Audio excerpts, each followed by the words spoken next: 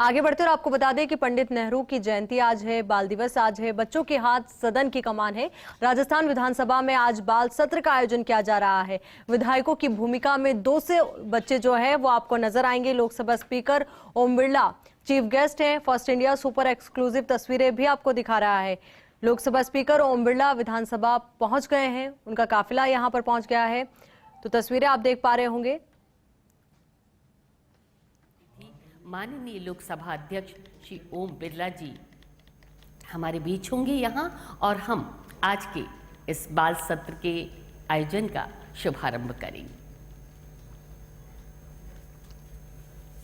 तो जल्द ही शुभारंभ होने वाला है। 200 बच्चे आज विधायकों की भूमिका में नजर आने वाले हैं और साथ ही उनके हाथ में कमान होगी सदन की। बहुत बहुत बहुत बहुत बधाइयां। और वो बच्चे जो वीडियो कॉन्फ्रेंसिंग के माध्यम से पूरे देश भर से हमारे साथ जुड़े हुए हैं, उन बच्चों का भी बहुत बहुत स्वागत, बहुत बहुत अभिनंदन। आपको बता दें कि एक पूरी प्रक्रिया अपनाई गई। किन बच्चों का चयन करना है उसको लेकर लगभग 5,500 बच्चों ने इसमें हिस्सा लिया। उसके बाद 200 बच्चों का चयन किया गया। अब आज कोई मुख्यमंत्री बनेगा, कोई स्पीकर बनेगा, और इस तरीके से हर एक बच्चा एक किरदार में आपको नजर आएगा। विधायकों की भूमिका वो निभाने वाले हैं। आज के आयोजन के मुख्य अतिथि हैं माननीय लोकसभा अध्यक्ष श्री ओम बिरला जी। आपका आगमन हो चुका है और पीतल वाले गेट पर आपको माननीय अध्यक्ष राजस्थान विधानसभा और माननीय मुख्यमंत्री राजस्थान, माननीय नेता प्रतिपक्ष राजस्थान विधानसभा, सचिव सीपीए राजस्थान शाखा, आप सभी ने, और सचिव राजस्थान विधानसभा पुष्प गुच्छ भेंट कर पीतल वाले गेट पर आपका स्वागत और अभिनंदन किया गया। और केवल कुछ ही क्षणों में वे यहाँ मंच पर हमारे बीच होंगे। माननीय लोकसभा अध्यक्ष श्री ओम बिरला जी हमारे बीच हैं। जोरदार तालियों से हम आपका स्वागत और अभिनंदन करना चाहेंगे।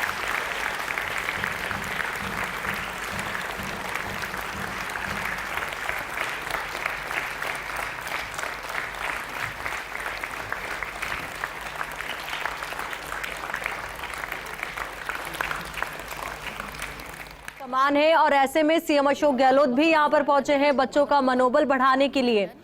माननीय लोकसभा अध्यक्ष श्री ओम बिरला जी मंच पर विराजमान हैं और आपके साथ है माननीय मुख्यमंत्री राजस्थान सरकार श्री अशोक गहलोत जी, माननीय अध्यक्ष राजस्थान विधानसभा डॉक्टर सीपी जोशी, माननीय नेता प्रतिपक्ष राजस्थान विधानसभा श्री गुलाब चंद कटारिया जी, माननीय सचिव सीपीए श्री संयम लोढ़ा जी,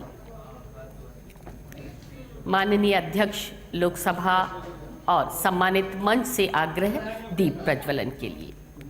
वंदे मातरम के लिए हम सब अपने स्थान पर पहले खड़े हो जाएं।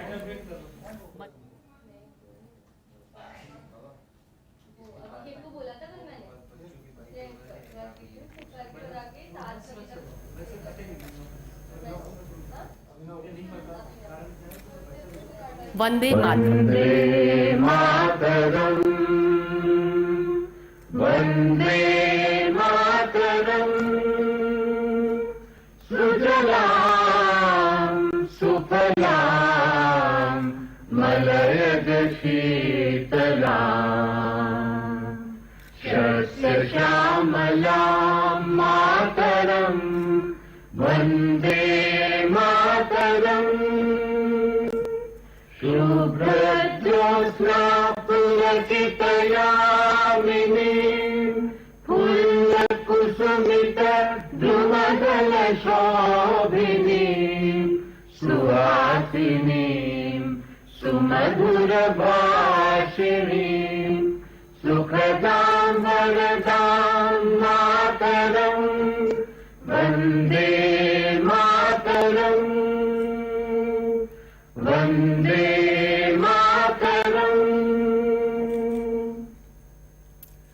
वंदे मातरम, मातृभूमि की वंदना। और आज के इस विधानसभा बाल सत्र का शुभारंभ हम दीप प्रज्वलन से करें। माननीय अध्यक्ष लोकसभा श्री ओम बिरला जी और माननीय मुख्यमंत्री राजस्थान सरकार श्री अशोक गहलोत जी, और सम्मानित मंच से निवेदन दीप प्रज्वलन के लिए।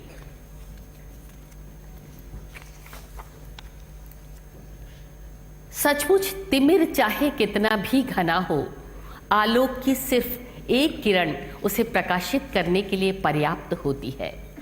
और आज के इस बाल सत्र के दीप का प्रज्वलन जब ऐसे संकल्पवान करों के द्वारा हो तो सुनिश्चित है कि सहस्त्र भाव प्रकाश किरणों से आज ये राजस्थान का विधानसभा भवन ही नहीं, संपूर्ण राष्ट्र भी प्रकाशित होगा।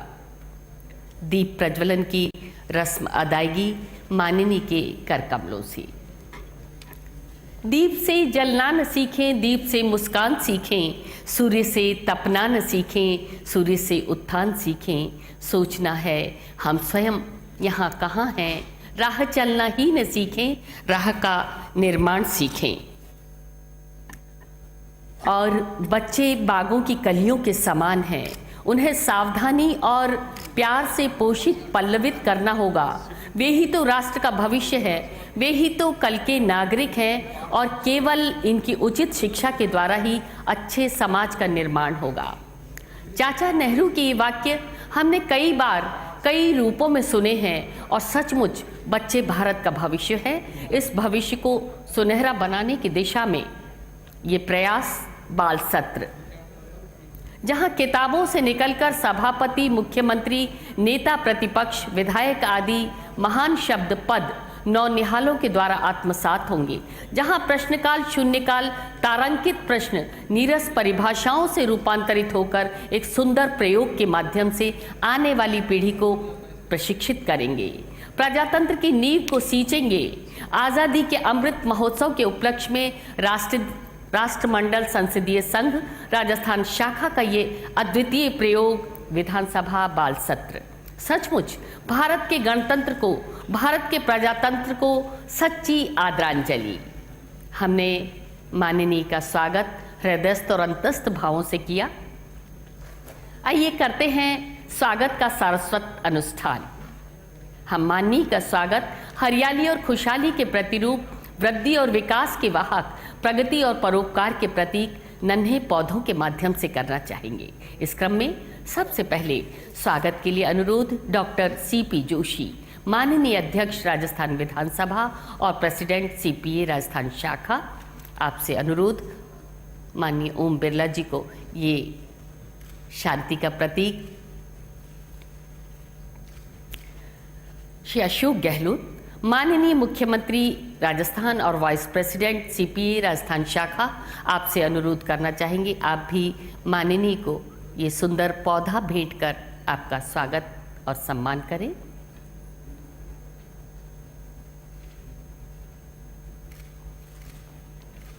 श्री गुलाब चंद कटारिया जी, माननीय नेता प्रतिपक्ष राजस्थान विधानसभा और president CPA, vice president CPA Rajasthan शाखा।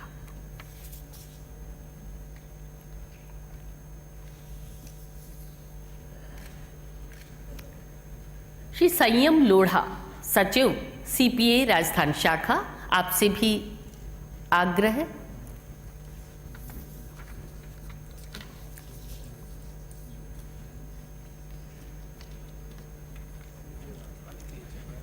बहुत बहुत स्वागत, बहुत बहुत अभिनंदन माननीय का। और मौन का मन मुखर नहीं होता, हर शब्द कल्याणकर नहीं होता, ब्रह्म से हीन सृष्टि लगती है जब स्वागत में शब्द नहीं होते। माननीय का स्वागत हम शाब्दिक करना चाहेंगे। डॉक्टर सीपी जोशी जी, जो माननीय अध्यक्ष हैं राजस्थान विधानसभा के, आपकी दूरगामी सोच और नवाचारों की श्रृंखला में कई सेमिनारों के आयोजन के बाद विधानसभा बाल सत्र की ये सौगात।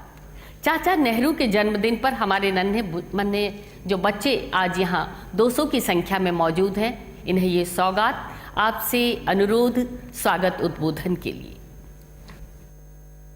आज के समारोह के मुख्य अतिथि लोकसभा के अध्यक्ष, राष्ट्रमंडल संसदीय शाखा जो विश्व की है उसके अध्यक्ष सम्माननीय ओम बिरला जी, राजस्थान के मुख्यमंत्री सम्माननीय अशोक जी गहलोत, राजस्थान विधानसभा में प्रतिपक्ष के नेता सम्माननीय गुलाब चंद जी कटारिया, हमारी राजस्थान शाखा के सेक्रेटरी सम्माननीय संयम लोढ़ा जी, उपस्थित बाल जनप्रतिनिधिगण, अतिथियों, आप सबका राजस्थान राष्ट्रमंडल संसदीय शाखा की तरफ से मैं स्वागत करता हूं और आप सबकी तरफ से मैं माननीय ओम बिरला जी का स्वागत करता हूं।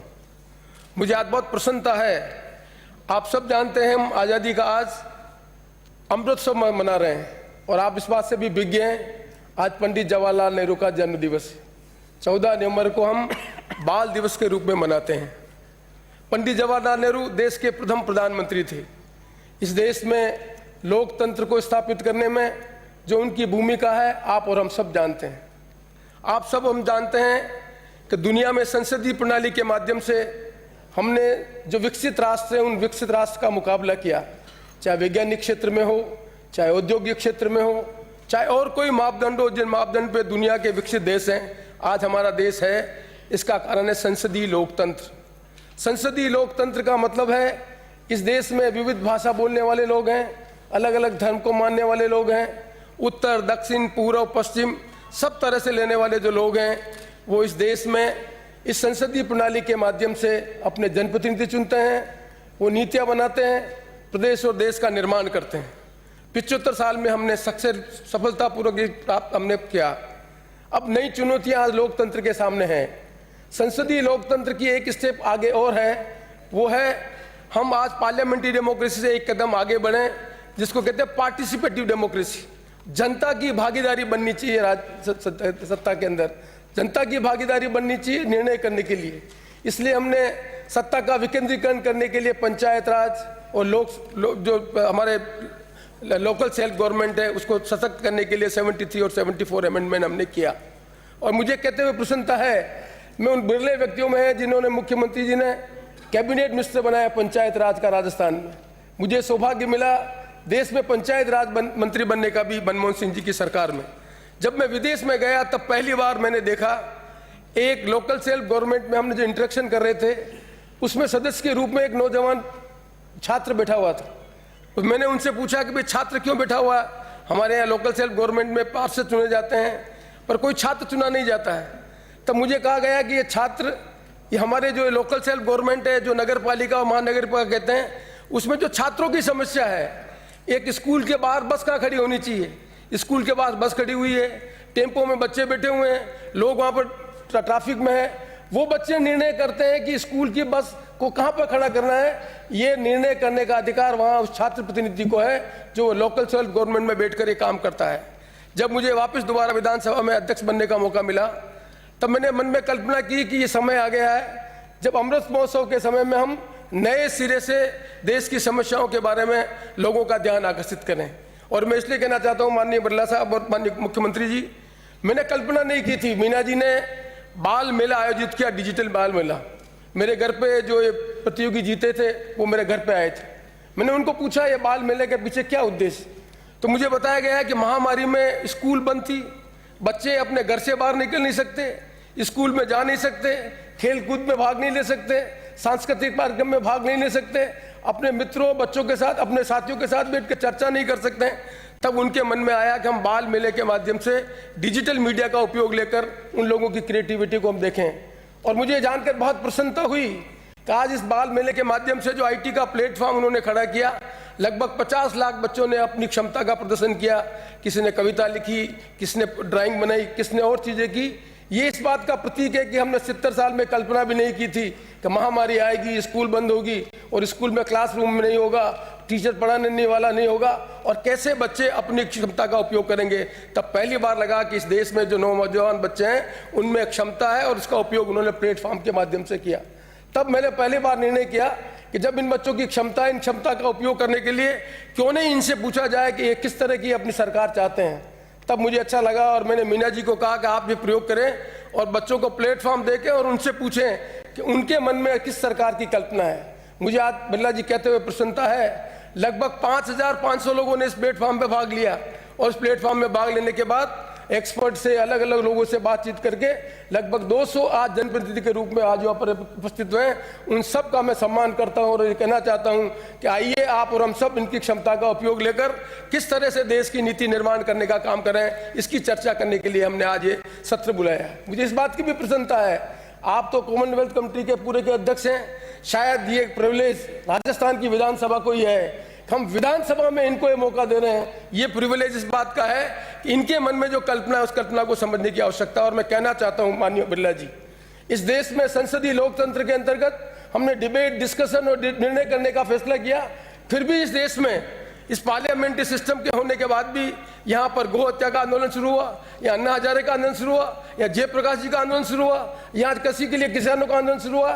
ये इस बात का प्रतीक है कि यदि हमारी ये जो विधानसभा और लोकसभा है ये जन आकांक्षा को ठीक ढंग से प्रतिबिंबित नहीं करेगी तो संसदीय लोकतंत्र कमजोर होगा, और संसदीय लोकतंत्र कमजोर होगा तो जिस तेज गति से हम देश को आगे बढ़ाकर दुनिया के सामने खड़ा कर रहे हैं उसमें सामने प्रश्न खड़ा हो जाएगा। इसलिए मेरे मन में कल्पना है, इन बच्चों के मन में जो विचार था, जिन विचार के आधार पर इन्होंने फेसबुक पर इन्होंने वीडियो बनाकर जो प्लेटफॉर्म में उपयोग लिया, मैं मनोविज्ञान का विद्यार्थी हूं, इन सब चीजों को कंटेंट एनालिसिस किया जाना चाहिए। कंटेंट एनालिसिस करने के बाद इन बच्चों के मन में क्या कल्पना है, यदि इन बच्चों की कल्पना को हम नहीं समझेंगे तो ये जो मीडिया आईटी आया है उस आईटी इस देश के सामने बहुत बड़ा खतरा पैदा कर देगा। यदि संसद हमें देश में लोकतंत्र को मजबूत करना है तो संसदीय लोकतंत्र में हमें सहिष्णुता रखनी पड़ेगी, एक दूसरे के विचार की समानता करनी पड़ेगी और समस्या का निराकरण डिबेट और डिस्कशन के आधार पर करना पड़ेगा। ये ज्यादा आवश्यक है। आज हमने कल्पना ही नहीं की थी एसटीसी बीएड के जो टीचर हैं उनको ऑनलाइन पढ़ाने का काम कैसे करेंगे। ये बच्चे जो आज पढ़ा रहे हैं उन बच्चों की जो जानकारी है उस जानकारी के आधार पर शिक्षा विभाग में एसटीसी और बीएड के करिकुलम में परिवर्तन करना पड़ेगा कि बिना क्लासरूम के अंदर के भी हम बच्चों को क्या काम कर सकते हैं। ये 50 लाख बच्चे जो प्लेटफॉर्म से जुड़े हैं ये इस बात का प्रतीक है कि आने वाले समय जनप्रतिनिधि यदि अपनी जनता की अपेक्षा को रखेंगे, आकांक्षाओं को आईटी के माध्यम से नहीं जुड़ेंगे तो विधानसभा लोकसभा में प्रभावशाली ढंग से अपनी भूमिका का निर्वहन नहीं कर सकेंगे। ये सब सोचकर हमने ये निर्णय किया कि हम एक अवसर देंगे और सारे हिंदुस्तान ने, दुनिया के जितने भी पार्लियामेंट्री डेमोक्रेसी है उनके सामने प्रस्तुत करना चाहते हैं कि अगला 25 साल इस देश और दुनिया का कैसा होगा। वो कौन से प्रश्न हैं जिन प्रश्नों का निराकरण करने के लिए सरकार को नीति और कानून में परिवर्तन करना पड़ेगा। यदि सरकार नीति और कानून में परिवर्तन कर इन बच्चों की मानसिकता के आधार पर नीतियां नहीं बनाएगी तो लोकतंत्र के सामने बहुत बड़ी चुनौतियां खड़ा हो जाएगी। ये हमारे देश में आज का जो वातावरण इस बात को इंगित करता है। इसलिए मैं आशा करता हूं हम सब आज नेहरू जी की जयंती पे लोकतंत्र के प्रति समर्पित हों और नई पीढ़ी के जो बच्चे हैं जिनके मन में कल्पना है उन कल्पनाओं को कंटेंट एनालिसिस कर फ्यूचर में हमारी नीतियां क्या बने उन नीतियों को निर्णय करने का काम हम करें। ये एक पहला प्रयास है। और मैंने उदयपुर विश्वविद्यालय के उपकुलपति से भी कहा था कि मनोविज्ञान विभाग जो है और मनोविज्ञान विभाग के जो प्रोफेसर है उनको हमें प्रोजेक्ट देंगे कि ये जो 200 जो जनप्रतिनिधि के रूप में यहाँ पर विधानसभा में जो बच्चे आए हैं इन्होंने जो कंटेंट दिया है उन कंटेंट को एनालिसिस करें। शिक्षा में क्या परिवर्तन करना है, स्वास्थ्य में क्या परिवर्तन करना, इनके मन में और क्या कल्पना है, क्योंकि इनके मन में यदि नेगेटिव कल्पना हुई तो देश के सामने समस्या खड़ी हो जाएगी। आज इस आईटी के माध्यम से बच्चे जो जानकारी ले रहे हैं, माँ बाप पढ़े लिखे नहीं है, उन माँ बाप को मालूम नहीं है कि इस आईटी के माध्यम से इस मोबाइल में क्या चीज है। इस मोबाइल में सारे गुण है, इस मोबाइल में सारे अवगुण है। यदि माता पिता को हम बता नहीं पाएंगे कि इन बच्चों को आईटी के माध्यम से जानकारी देकर हम एक अच्छा नागरिक बना सकते हैं, एक अच्छा जानकार बना सकते हैं, वो भावी देश के नागरिक बनेंगे, इंजीनियर बनेंगे, डॉक्टर बनेंगे, अच्छे नागरिक बनेंगे। ये देश की सबसे बड़ी आवश्यकता है। इसलिए हमने ये प्रयास किया है। मैं आशा करता हूं कि इस प्रयास के परिणाम आएंगे और माननीय बिरला जी आपके नेतृत्व में संसदीय लोकतंत्र मजबूत होगा और आने वाले समय में इस देश में नीतियां इस तरह की बने कि भविष्य की हम कल्पना कर सकें, उन समस्याओं का निराकरण कर सकें। उन समस्याओं को निराकरण करने का यह पहला प्रयास किया है। मैं आशा करता हूं इस प्रयास के परिणाम आएंगे। इसी सब दृष्टि से रखते हुए हमने आपको आमंत्रित किया। मैं माननीय मुख्यमंत्री जी का और माननीय कटारिया जी का और मेरे संसदीय जो कार्यकारिणी का उनका बहुत बहुत धन्यवाद देता हूं। मेरे सारे विधायक साथियों का बहुत बहुत धन्यवाद देता हूं कि उन्होंने नवाचार में मुझे हरदम प्रोत्साहित किया। राजस्थान की विधानसभा में नवाचार किए जिन नवाचारों की लोगों ने कल्पना ही नहीं की थी। आज कोई मन में कल्पना ही नहीं कर सकता कि विधानसभा में जनप्रतिनिधि के रूप में बाल जनप्रतिनिधि बैठेंगे। ये तो प्रिविलेज शायद हिंदुस्तान में कहीं नहीं मिली जो आप सबको मिली है। 200 जो जनप्रतिनिधि मैं उनसे अपेक्षा करता हूं अच्छे नागरिक बने, माता पिता की आकांक्षाओं को पूरा करें और जब कभी भी नागरिक के रूप में आपको कोई भी जिम्मेदारी मिले उस जिम्मेदारी का पूर्ण निष्ठापूर्वक कर्तव्य का निर्वहन करें और देश और प्रदेश को आगे बढ़ाने में अपनी भूमिका का निर्वहन करें। ऐसी मैं आशा करता हूं। इन्हीं सब शब्दों के साथ मैं आपका भी स्वागत करता हूं, आपके माता पिता का भी स्वागत करता हूं और माननीय बिरला जी, मुख्यमंत्री जी, कटारिया और हम सब साथियों का बहुत बहुत स्वागत करता हूं और आशा करता हूं ये नवाचार इस देश में लोकतंत्र को मजबूत करने के लिए अपनी अहम भूमिका अपनाएंगे। इन्हीं सब शब्दों के साथ एक बार पुनः आप सबका स्वागत। धन्यवाद।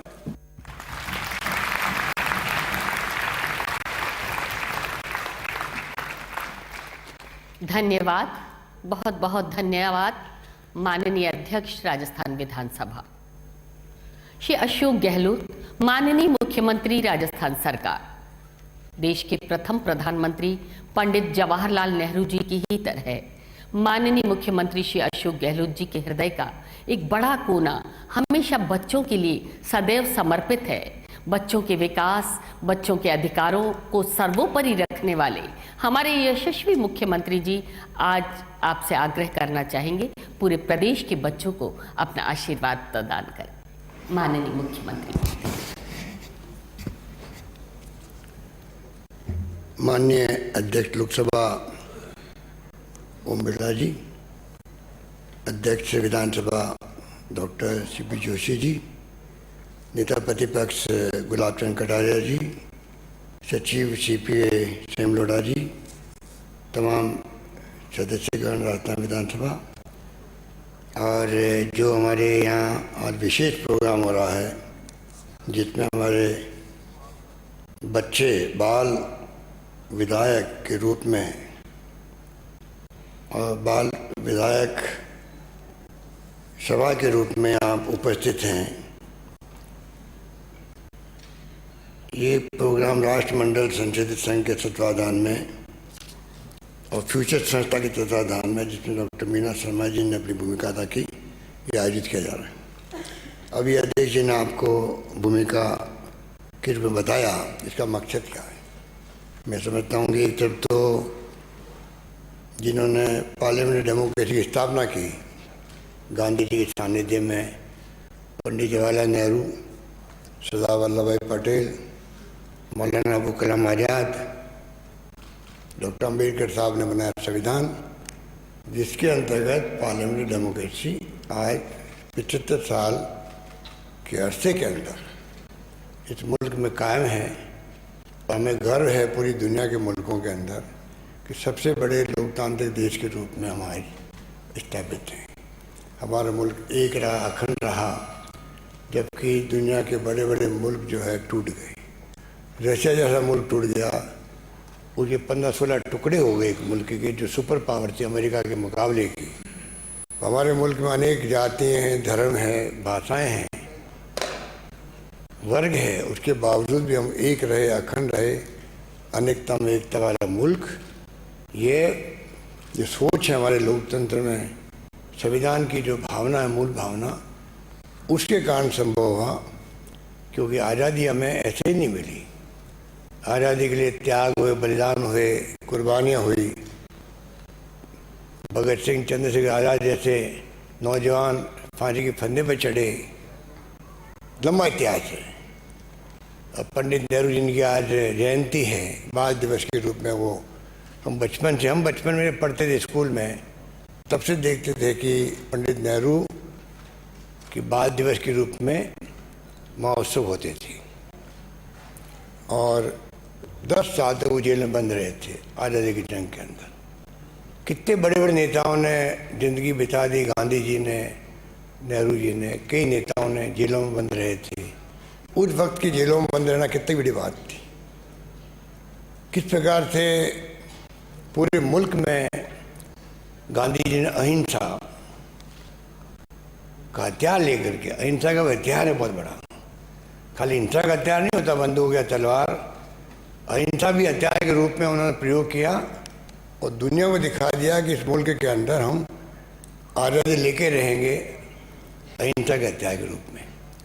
तो बहुत बड़ी कुर्बानी हुई है, बहुत बड़े त्याग बलिदान हुए हैं, लंबा संघर्ष हुआ है, तब हमें आज़ादी मिली। और आज़ादी मिलने के बाद में जिस प्रकार से जो संस्कार बचपन में प्राप्त किए थे, उसी के आधार पर कांग्रेस की सरकारें चली लंबे अरसे तक। सरकारें बदली भी है, कई हमारे प्रधानमंत्री अन्य पार्टियों के भी आए हैं, वाजपेयी जी भी आए हैं, नरेंद्र मोदी जी भी आज प्राइम मिनिस्टर हैं, परंतु लंबे अरसे तक सरकारें चली आज़ादी के बाद में। उस वक्त भी त्याग बलिदान हुए। इंदिरा गांधी महान नेता थी, पूरे विश्व के अंदर एक आयरन लेडी के रूप में उनकी ख्याति बनी। पाकिस्तान के 2 टुकड़े हो गए इंदिरा गांधी जी के ज़माने के अंदर। गरीबी हटाओ की बात उन्होंने करी, हरित क्रांति लेके आए। पहले हम लोग 480 PL के अंतर्गत गेहूँ मांगते थे, अमेरिका की भीख मांगते थे, आत्मनिर्भर बने हम लोग। और जब अवसर आया, परमाणु विस्फोट हुआ 74 के अंदर, इंदिरा गांधी के ज़माने में, और ऐसा मौका भी आया कि ऑपरेशन ब्लू स्टार करना पड़ा देश को एक अखंड रखने के लिए, और इंदिरा गांधी की जान चली गई। प्रधानमंत्री पद पे रहते हुए उनकी हत्या हो गई। राजीव गांधी की हत्या हो गई, जो प्रधानमंत्री बनने वाले थे, जिन्होंने ये मोबाइल और इंटरनेट और कंप्यूटर का सपना देखा था 21वीं सेंचुरी का देश के लिए, वो शहीद हो गए। तो लंबा इतिहास है। इस मौके पर मैं उसमें नहीं रहना चाहूँगा, क्योंकि आज आप दिन भर चर्चा करेंगे, हमारे स्पीकर साहब आपको मार्गदर्शन देंगे। मैं तो इतना ही कहना चाहूँगा कि आने वाला कल आपका है, आने वाला कल आपका है। और हमारे स्पीकर साहब ने, CP जोशी जी ने आज इतिहास बनाया है, और आपने भूमिका और प्रेसिडेंट रह के यहाँ पे इतिहास बनाया है। आपकी आज की बात सभा इतिहास में दर्ज हो गई है।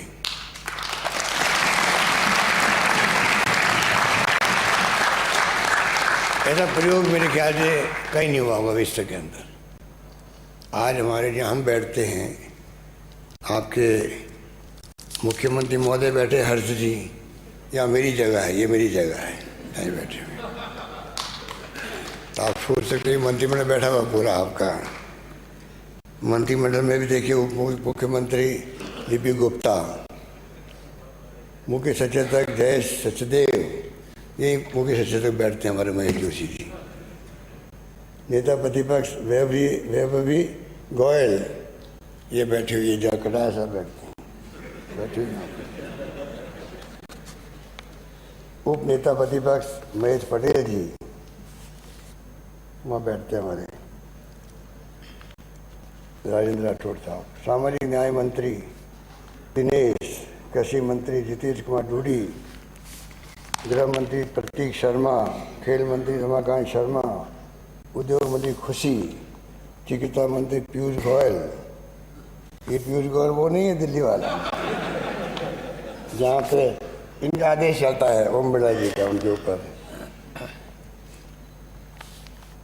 और पर्यटन कला राघव कल्ला, शिक्षा मंत्री सैयद फरहान हैदर, वित्त मंत्री अनुष्का राठौर, बाल कल्याण मंत्री लावण्या राठौर, ऊर्जा मंत्री आद्या अग्रवाल। ये जो प्रयोग किया गया है, ये वास्तव में ये मामूली प्रयोग नहीं है। आजकल तो यूट्यूब और ज़माना है सोशल मीडिया का, ये आपके प्रोग्राम को पूरी देश नहीं पूरी दुनिया देखेगी। आप सोच सकते हैं कि ये प्रोग्राम, इसलिए मैंने कहा इतिहास बनाया है। ये मैं बधाई देना चाहूँगा CP जोशी जी को।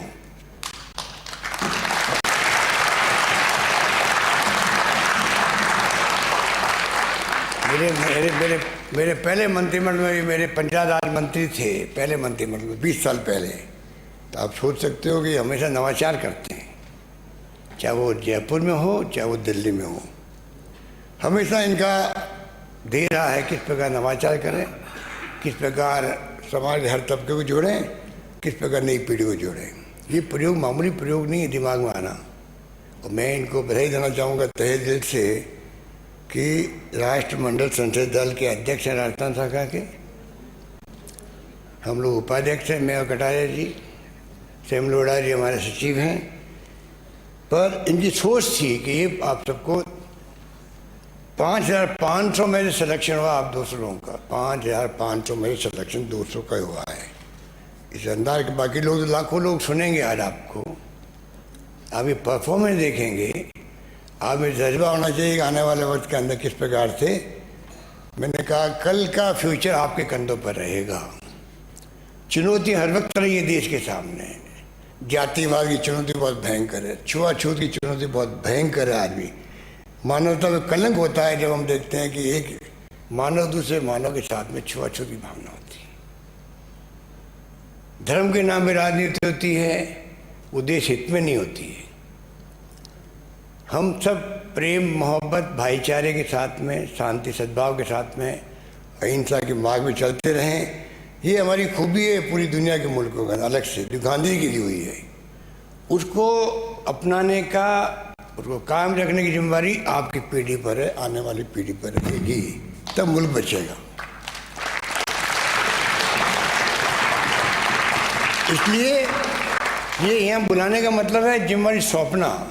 आप तो प्रतीक हैं, आप तो निमित्त बने हो लाखों करोड़ों बच्चों का, जो घरों में बैठे हुए हैं, जो स्कूल में पढ़ते हैं पूरे मुल्क में, उनके आप एक प्रतिनिधि के रूप में आप बैठे हुए हो। आप 200 लोग नहीं हो, आप करोड़ों लोगों को रिप्रेजेंट करने वाले यहाँ साथी बैठे हो। आपकी जिम्मेदारी बढ़ जाती है कि आप जो यहाँ सीख के जाएं, उनको हमें सोशल मीडिया के माध्यम से दुनिया को बताएं, दोस्तों को बताएं। जैसे सीपी जोशी जी कह रहे थे कि 50 लाख बच्चे जुड़ गए, जानवी ने जो प्रयोग किया अपना घर बैठे हुए, 50 लाख बच्चे जुड़ गए, पूरी क्रांति है। इन्होंने ये भी कहा इसमें अच्छाइयाँ भी है, बुराई भी है। बुराई को दूर करो, वो भी अपने दिमाग से, अपने अक्ल होशियारी से दूर करो। ये जो कमेंट्स आ रहे हैं या जो अपलोड होते हैं उसके अंदर जो नेगेटिव बातें हैं, उनको कैसे हम हटाएं। तो आपकी ताकत बहुत बड़ी ताकत होगी। तो मुझे जाना था, इसलिए मुझे पहले बुला दिया गया। मैं माफ़ी चाहूँगा आप सबसे, पर मुझे खुशी है मैं राजस्थान में आप सबका, जो बाहर से आए उनका भी, राजस्थान से आए उनका भी मैं हार्दिक स्वागत करता हूँ। आप सबके मैं उज्जवल भविष्य की कामना करता हूँ। और मैं अपनी ओर से, आप सबकी ओर से, राजस्थान प्रदेश वासियों की ओर से, हमारे साथी ओम बिरला जी इसी सदन में बैठे थे हमारे साथ में, नोकझोंक होती थी हमारे इनसे, आज हमारे लोकसभा के स्पीकर के रूप में आज हमारे बीच में आए हैं। हम इनका स्वागत करते हैं। और इन्होंने भी अपनी धाक जो है लोकसभा स्पीकर के रूप में अपनी पहचान बना रहे हैं। और हमें गर्व है कि राजस्थान का एक प्रतिनिधि लोकसभा का स्पीकर बना, पहला स्पीकर बना है। इसलिए हमें गर्व है कि वो आज हमारे बीच में सीपी जोशी जी के आग्रह पर आए हैं। इनका भी मार्गदर्शन आपको मिलेगा। यही बात कहता हूँ, मैं अपनी बात समाप्त करता हूँ। बहुत बहुत धन्यवाद। धन्यवाद। जय हिंद। धन्यवाद।